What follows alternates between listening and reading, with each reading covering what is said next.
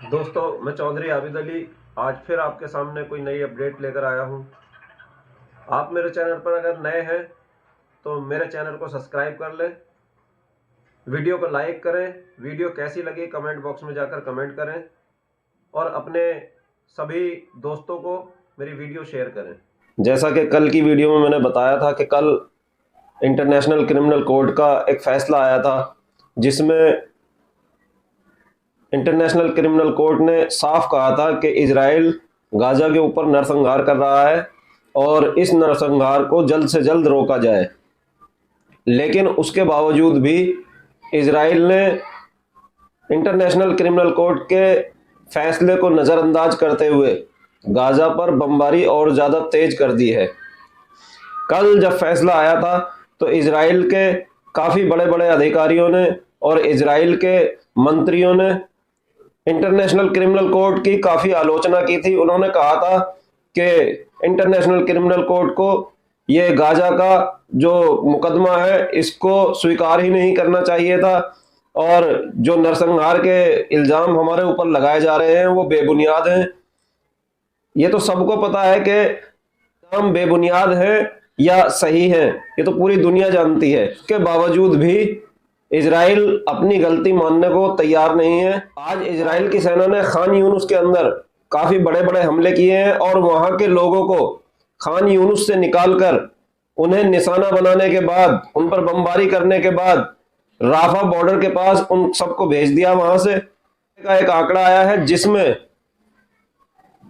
पिछले 24 घंटे में इजराइल ने 18 हमले किए हैं और उन हमलों में लगभग 174 लोगों की जान चली गई है और लगभग 310 लोग बहुत बुरी तरीके से जख्मी हैं।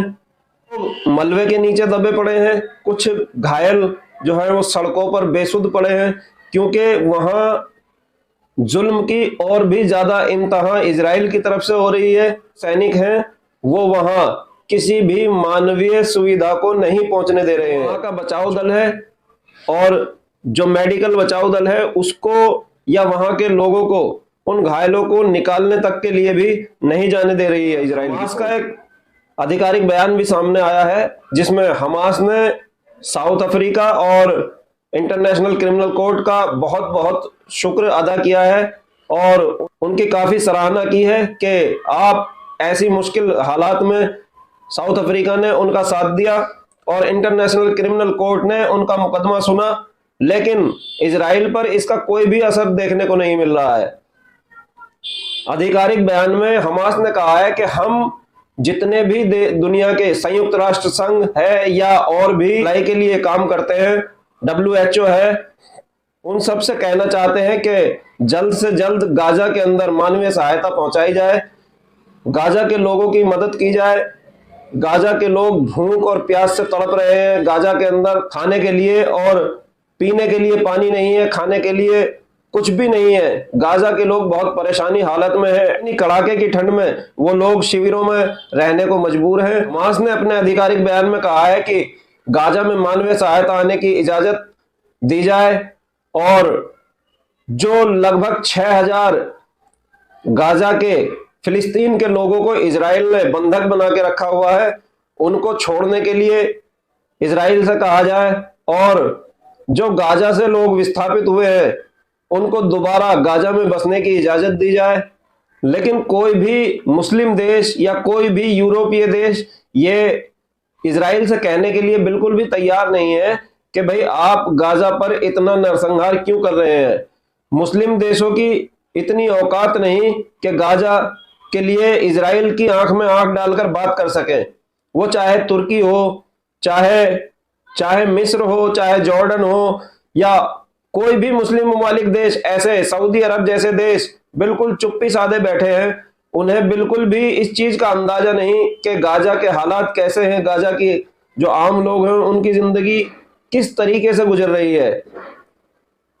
गाजा युद्ध को लेकर साउथ कोरिया के किम जोंग उन है, उनका भी एक बयान आया है कि मेरा गाजा के लोगों से कोई रिश्ता नहीं है। अगर मेरा कोई गाजा के लोगों से रिश्ता होता तो मैं अब तक इजराइल पर मिसाइलों की बौछार कर चुका होता और इजराइल को इस दुनिया के नक्शे से मिटा देता।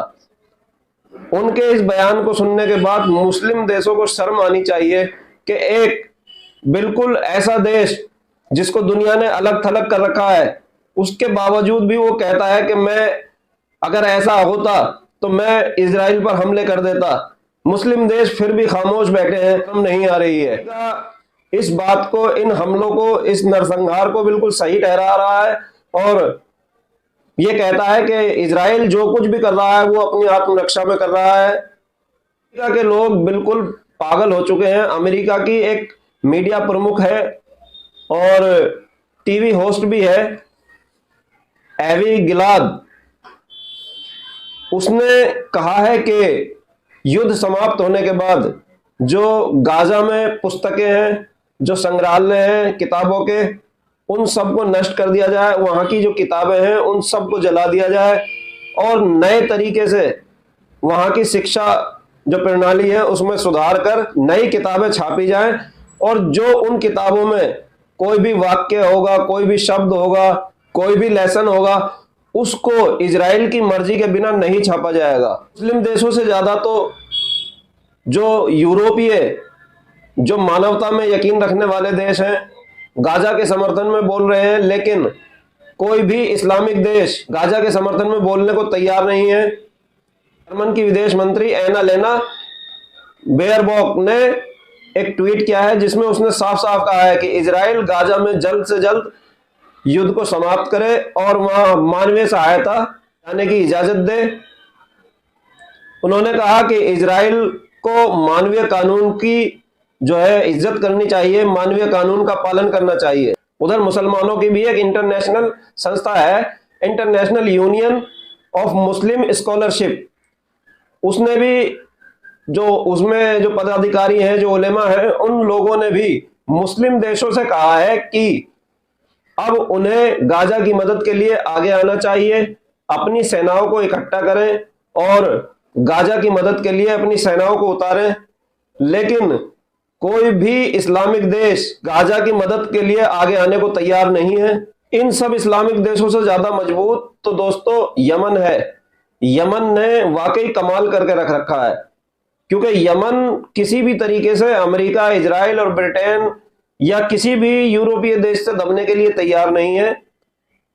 यमन में कल लाखों लोगों ने सड़कों पर निकलकर गाजा का समर्थन किया और गाजा के समर्थन में नारेबाजी की। अब बात थोड़ी सी हुतीज की कर लेते हैं। हुतीज ने जो हिम्मत दिखा रखी है इस मैदान में गाजा के समर्थन में, वो हिम्मत अगर सारे मुस्लिम देश मिलकर दिखाएं तो शायद इजराइल अब तक नेस्तो नाबूद हो चुका होता। लेकिन कोई भी मुस्लिम देश, जैसे हुतीज छोटा सा मुल्क है यमन और छोटा सा संगठन है हुतीज हिजबुल्लाह, वो इतनी हिम्मत दिखा रहे हैं कि वो बिल्कुल भी अमेरिका से या ब्रिटेन से या इजराइल से नहीं घबरा रहे हैं। उनकी इस हिम्मत को देखते हुए अमेरिका ने भी उनका लोहा माना है, क्योंकि कल भी हुतीज ने अमेरिका के एक यूएसएस कार्नो को बैलिस्टिक मिसाइल से निशाना बनाया, जिसमें उसको काफी नुकसान हुआ है। शाम 7 बजे अदन की खाड़ी में ब्रिटिश के तेल टैंकर मार्लिन लुआंडा नाम का एक बड़ा जहाज था, बड़ी शिप थी, उसको मिसाइलों से अटैक करके हुतीज ने जलाकर राख कर दिया है। वहां उसके जो पायलट हैं उन्होंने काफी मदद की गुहार लगाई है, क्योंकि जहाज बिल्कुल डूबने की कगार पर है और जहाज में इतनी भयंकर आग लगी हुई है कि वो बुझाए से भी नहीं बुझ रही है। उधर इजराइल ने लेबनान के खिलाफ भी युद्ध छेड़ दिया है। इजराइल के लड़ाकू जहाजों ने लेबनान के एता अल शाब, जबल अल बोटोम और बिलाडा पर हवाई हमले किए, जिसमें लेबनान को कोई खास भारी नुकसान नहीं हुआ है, क्योंकि ये ज्यादातर हमले खाली जगह पर उसके जो मिसाइल हैं, रॉकेट हैं, वो गिरे हैं जाकर। लेबनान को इतना नुकसान नहीं हुआ है, लेकिन फिर भी इजराइल अपने हमलों से बाज नहीं आ रहा है और उधर हिजबुल्लाह ने भी इजराइल पर कई दमदार हमले किए हैं। दोस्तों, इनकी दादागिरी मिडिल ईस्ट में इतनी बढ़ चुकी है इन देशों की कि इराक के प्रधानमंत्री का आपसे कई दिन पहले बयान आया था कि भाई हम नहीं चाहते कि इराक के अंदर अमेरिका की फौज रहे या अमेरिका का कोई दखल रहे। हम चाहते हैं कि अमेरिकी सेना इराक को छोड़कर चली जाए।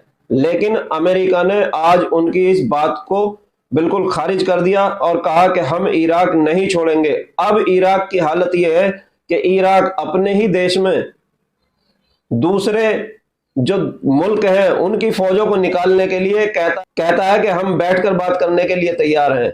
ये है इन देशों की सच्चाई। अगर आज अमेरिका इराक से निकलने के लिए तैयार नहीं है, कल सऊदी अरब से नहीं निकलेगा, कुवैत से नहीं निकलेगा। इसी तरीके से अमेरिका एक एक देश पर, मुस्लिम देश पर कब्जा करेगा और ये सारे मुस्लिम देश देखते के देखते रह जाएंगे, क्योंकि लड़ने की हिम्मत इन देशों में बची नहीं है। जितने भी ये अमीर और पावरफुल देश हैं वो सब अपनी गद्दी, अपनी कुर्सी, अपने मकान बचाने के चक्कर में लगे हुए हैं। गाजा की फिक्र किसी को भी नहीं है, मस्जिद अल अक्सा की फिक्र किसी मुस्लिम देश को नहीं है। कहने के सिर्फ मुसलमान हैं ये। दोस्तों, ये कुछ अपडेट थी जो मैंने आपके सामने रखी थी। इंशाल्लाह नई अपडेट के साथ नेक्स्ट वीडियो में फिर मिलते हैं। तब तक के लिए आप अपना ख्याल रखें। अल्लाह हाफिज।